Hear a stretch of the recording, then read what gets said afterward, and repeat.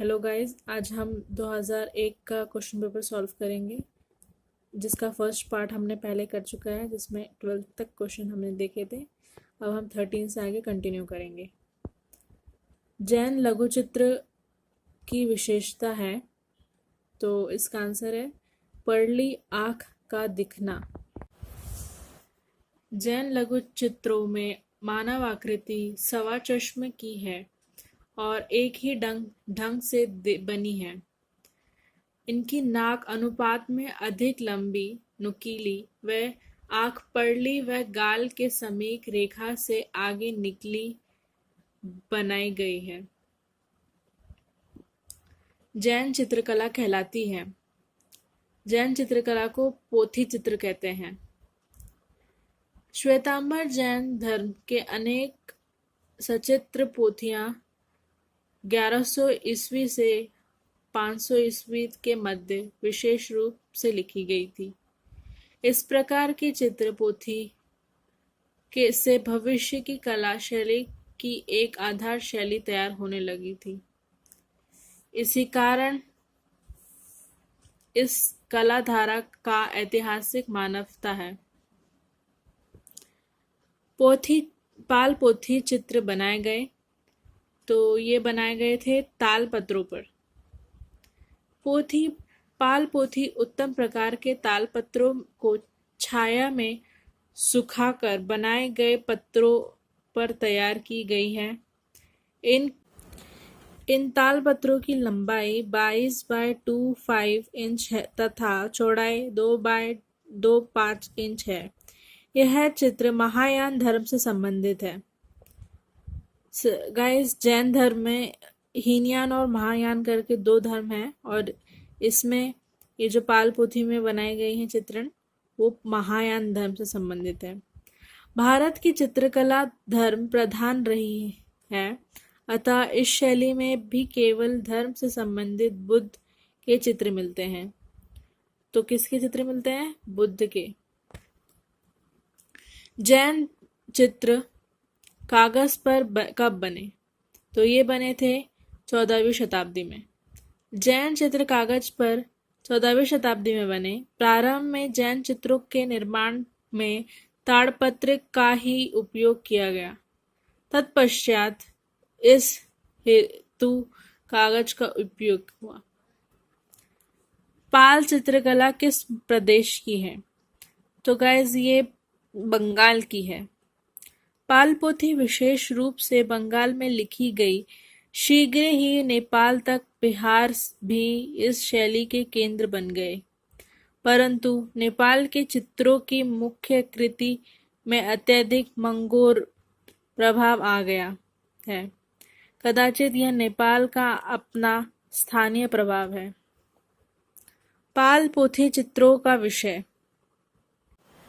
पाल पोथी के महायान देवी देवता तथा बुद्ध के चित्र बनाए जाते थे, किंतु पोथी की जल्द के लिए दोनों ओर पटेर लगाए जाते थे, जिन पर उसी प्रकार के चित्र बनाए जाते थे। पटेरों पर बुद्ध की जीवनी या जातक कथाओं का सुंदर अक्षरों में लिखा जाता था। लिपिकार बड़ी सावधानी से लिखाई करता था। तो इसमें बुद्ध के जीवन के ऊपर कथाएं लिखी जाती थी पाल पोथियों में। चौर पंशिका का चित्रण किस शैली में हुआ? तो ये हुआ है राजस्थानी शैली में चित्रण।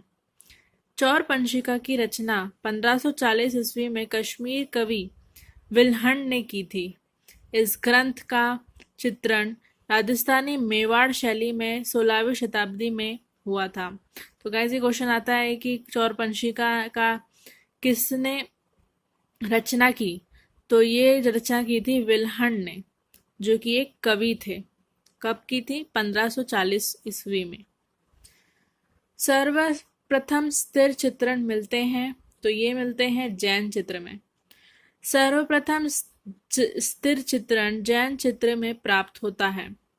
भारत में कागज पर चित्रण सर्वप्रथम जैन शैली में हुआ था। राजस्थानी चित्रकला। राजस्थानी चित्रकला के चित्र हैं लघु चित्र। राजस्थानी चित्रकला में लघु चित्रण की बुलवता है, यद्यपि भित्ति चित्रण और पोथी चित्रण भी हुआ है। कांगड़ा शैली की चित्रकला किस राज्य के समय प्रसिद्ध हुई? तो ये हुई थी सावंत सिंह के टाइम पे प्रसिद्ध। किशनगढ़ शैली की चित्रकला कवि राजमर्म चित्रकार महाराज राज सिंह के पुत्र राजा सावंत सिंह के आश्रय में यह कला उत्कर्ष को प्राप्त हुई। इनमें से असमुद कौन है? तो इनमें से असमुद है आगरा शैली, क्योंकि बूंदी शैली, किशनगढ़ शैली और जयपुर शैली जो है वो राजस्थानी शैलियों की शाखाएं हैं, परंतु आगरा शैली जो है नाम का कोई शैली ही नहीं है।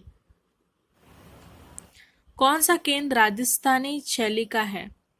तो इसमें बीकानेर जो है वो राजस्थानी शैली का केंद्र है। बीकानेर में 17वीं शताब्दी के उपरांत एक रोचक राजस्थानी शैली का विकास होता हुआ प्रतीत होता है। बीकानेर का राजा राम सिंह के कला प्रेमी और संग्रहित करता शासक था, परंतु उसके समय एक सचित्र पांडुलिपि प्राप्त हुई थी। अलग अलग राजस्थानी चित्रों की पहचान का उत्तम साधन है आँख, क्योंकि जितनी भी शैलियाँ हैं उसमें जो आँख है वो बहुत इम्पोर्टेंट है। राजस्थानी में मेवाड़ शैली के चित्रों में मछली जैसी नेत्र, किशनगढ़ शैली में चित्रों में कमलकृत काजल मुखत बड़े वे बांके नायक,